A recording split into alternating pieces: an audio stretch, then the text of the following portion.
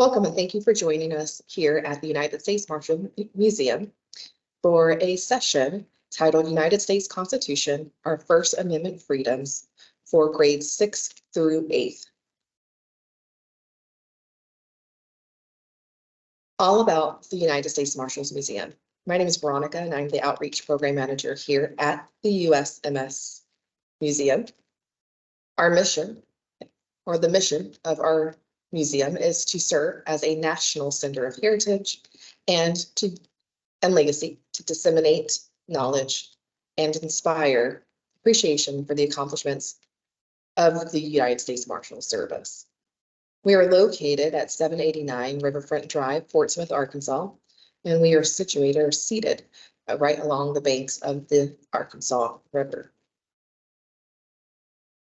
At the museum, when you come and visit, we have galleries. We have an exhibit with several galleries in it that cover how to be a marshal, the frontier marshal timeframes, a changing nation, what the U.S. Marshals, how their work looked after the frontiers were considered closed, as well as modern marshals, what our U.S. Marshals do in the year 2020. We also have lots of educational pieces that share the history not only of the United States Marshals, but tied with U.S. history from 1789 all the way to present day. So who are the United States Marshals? Well, the United States Marshals, enacted in 1789, considered one of the first law enforcement agencies in the U.S. They are men and women who protect, defend, and enforce the American justice system. Their thoughts are to be the leadership in law enforcement. They're to be the role models to empower informed decision-making, as well as they're to be accountable to the public and our partners. Now on to the Constitution. What is the Constitution? Here we have a picture of the first page of the Constitution of the United States. And we could just think of the Constitution as the rule book for the United States. Just like in our schools, you may have student handbooks, and that's the rules, regulations, or policies that you are to behave within while you're at your school. This is the same thing with the Constitution. It's the rule book. It's the policies and procedures, the rights and freedoms that we have as citizens in the U.S. So our country's founders created it to establish a fair and just government. Our focus today is going to be on the First Amendment in the Constitution. And we can find the First Amendment in the Bill of Rights. Here you have a picture of the first page of the Bill of Rights. And the First Amendment is very crucial. It's an important part of the Constitution. It's like the Constitution's first rule, which focuses on the protection or protecting our essential freedoms. So what are the important freedoms as citizens of the U.S.? So the First Amendment gives us 5 freedoms that we're going to dig a bit deeper into learning today. So the first freedom that we've received in the First Amendment is the freedom of speech. So the freedom of speech allows us to share our beliefs. We can share our opinions, we can speak, we can write, we can create art about what we think. Your freedom of speech allows us to express our thoughts and feelings to the public. However, just keep in mind at schools, freedom of speech must not disrupt the school or break a school policy. We must also be respectful and avoid spreading harmful lies. Here we have a picture of Dr. Martin Luther King Jr., and he is at the Civil Rights March on Washington, D.C. And so here he has been assigned to provide a speech or to give a speech to the masses that were there that day. So he is sharing his thoughts, his beliefs and opinions in a public setting, being mindful to fall within also the parameters of our freedoms. So here we have 2 additional photos of other ways that U.S. citizens have used their freedom of speech. So on the left, we have, this is a National Women's Party. And they spent over 2 years standing in front of the White House. They wore sashes, they had banners, they also had flags, and all that was to express to the president at that time their support on the women's right to vote. So during that time, women did not have rights to vote, and they wanted to express their thoughts and opinions and beliefs on that old policy no longer is there. But they were out there for 2 years, and they did their speech a little bit differently. They used their signs, banners, and sashes to speak for them. It was called um, a silent event. They did not speak. On the right-hand side, we have the 4 freshmen at North Carolina Agriculture and Technical State University. They conducted a sit-in at Woolworth store in Greensboro, North Carolina. And they did that to protest or to share their beliefs and their thoughts on the Jim Crow laws that were in their community at the time. So they returned each day and they sat in at this eat-in. They were not allowed, the Woolworth store had segregated policies that African Americans could not be served at the counter, and they didn't agree with it. So they sat, and this was a peaceful protest of sitting. They did the sit-in for 6 months, and so the company agreed to end their policy on racial segregation at their stores. So question I have for you guys is, how can we balance the right of freedom of speech with the responsibility that we have to make sure that our words do not harm and spread false information? How can we use our rights and remain responsible and to ensure that we're not harming or spreading things that are not true? Your next right and freedom that you received in your First Amendment is the freedom of religion. Now, freedom of religion, that lets all citizens, all that live here in the US, the right to believe in any religion they want, or as a matter of fact, to believe in no religion.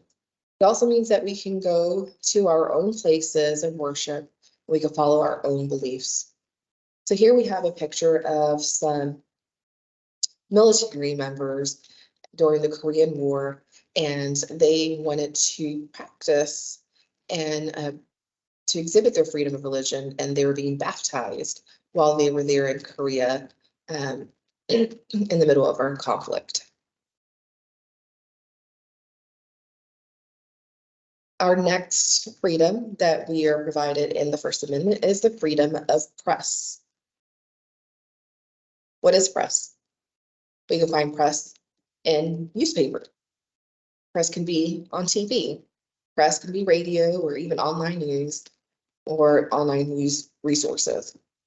So the freedom of press helps us stay informed about what is happening worldwide. So these are going to be journalists that are going to be sharing, they'll write reports, or like if you watch on the news, they will be in front of a camera and sharing reports. But their job is to report on the important stories and keep the government accountable. No secrets. So they're right to report the information and to give it to the citizens. So here we have President Barack Obama and the Iraqi Prime Minister. They're doing a joint news conference in the Rose Garden and the White House. So a lot of presidents will hold press conferences, excuse me, at the White House throughout throughout the year, just to be sure that they're being transparent and open to the citizens and allowing press to be able to report. However, that hasn't always been the case. We have the Sedition Act of 1918 and another one as well that made it illegal to print, to write, or publish anything that could be seen as disloyal. That means making the government or the Constitution or military, as well as our flag, a negative thing. And so during that time frame, journalists would be arrested for sharing or reporting anything that was showing the government in a negative way. So how can media outlets exercise the freedom of the press responsibly? So how can we report responsibly? How can we share information responsibly?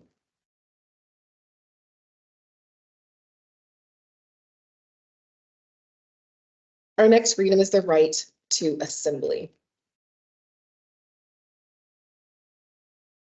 The right to assembly allows us to gather in groups peacefully. We can hold rallies, protest, or meetings to express our views. This helps us share ideas and support causes we care about. Here in this picture, this is for the United We Dream activists. They're at Capitol Hill after a long day of protests and lobbying. So you can get together, that's what assembly is, and you can share your like-minded thoughts as a group. Other examples of assemblies is we have like the March for Science protesters on the left-hand side who got together to fight for change on climate, as well as we have a picture of Martin Luther King Jr. at the March of Washington on Washington for Jobs and Freedom. And if you notice, there's a lot of people in the background of these photos, and that is the assembly. It is like-minded people coming together, sharing their views and thoughts. Now, the last right in the First Amendment is the right to petition. Now, the right to petition means that we can ask the government to make changes. We can write letters, you could send emails or start petitions to voice your concerns. And this is a way for citizens to have their voices heard by those in power. So here we have a picture of a letter that was sent by a third grade class to the president at the time, which was Gerald Ford. And they were wanting a kids' day.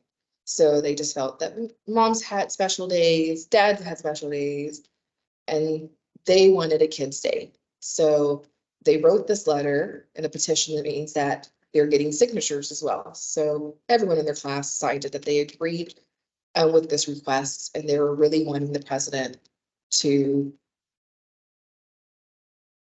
make that change, to create a day for kids. Now here we have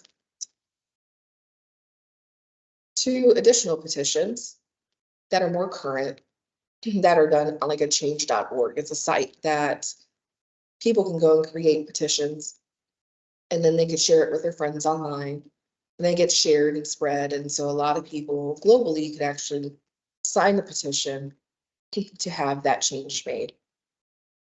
So here are two petitions. We have the Prevention Animal Cruelty Act, or PACT, and then also for pharmaceutical or for medicine. And so we have both of these at the time, I believe, were created by students, people under the age of 18.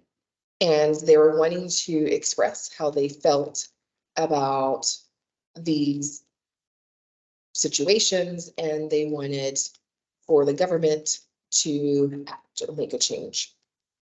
So if you notice at the top, they both say victory. That means they shared their petitions with people. A lot of people signed it, and then the government reviewed it and then agreed with them and made changes.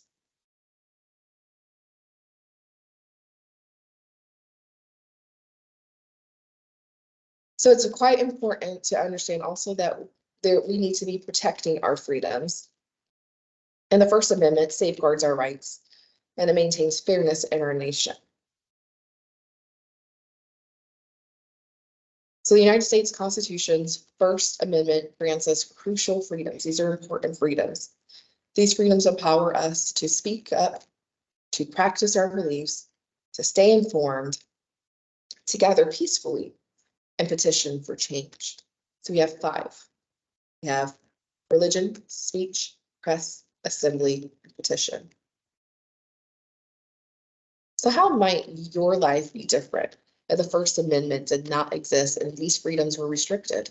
You didn't have access to it or limited access. Would it change how we live?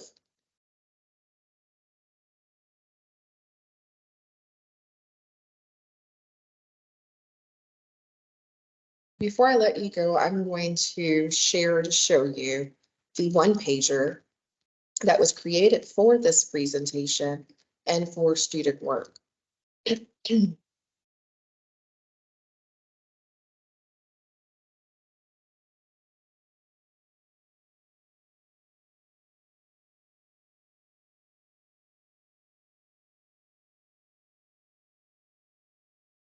So I do hope that you see it on the screen, showing that it is. And so this is a one-pager, and the one-pager has the words, Congress shall not make no law respecting and establishing religion and prohibiting the free exercise. It goes all the way through on our First Amendment rights. And then we have here the First Amendment and my 5 freedoms: religion, speech, press, assembly, and petition. And you can create a visual representation of each one of the 5 freedoms that we have. You can write a little bit about what that freedom means to you. Just be quite creative on what you create and how you show your learning. What do you know about your 5 freedoms? What does it look like to you? How can you share that information to others? So we have this one-pager that you can use, download, print out, and use.